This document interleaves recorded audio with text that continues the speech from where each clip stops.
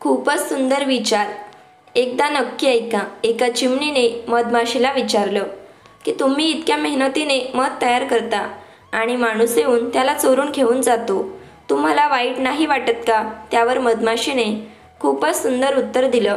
माणूस आम्ही तयार केलेलं मध चोरू शकतो. आमची मध तयार करण्याची कला नाही. म्हणजेच कोणीही आपलं क्रिएशन चोरू शकतं, पण आपलं टॅलेंट नाही. चांगल्या लोकांना देव नेहमी त्रास देतो, पण त्यांची साथ कधीच सोडत नाही. तसेच वाईट लोकांना देव खूप काही देतो, पण त्यांना साथ कधीच देत नाही.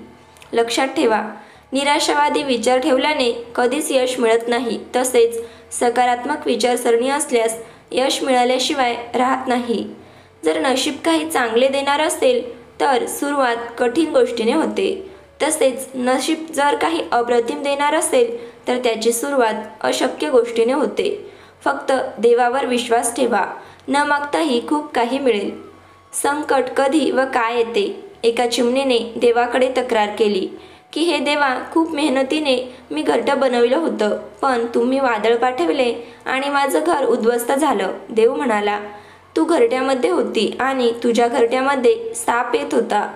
त्यासाठी मी वादळ पाठवले, म्हणजे तू झोपेतून उठून उडून जावे आणि तुझे प्राण वाचावे. आपल्या जीवनात पण नेहमी संकटे येत असतात. आपल्यालाही कळत नाही की देव आपल्याला नेहमी वाईट परिस्थितीतून वाचवित असतो. जेव्हा तुम्हाला वाटत असेल की देव तुमच्यावर संकटे आणत आहे, तर विश्वास ठेवा, देवच तुम्हाला त्यातून बाहेर सुद्धा काढणार.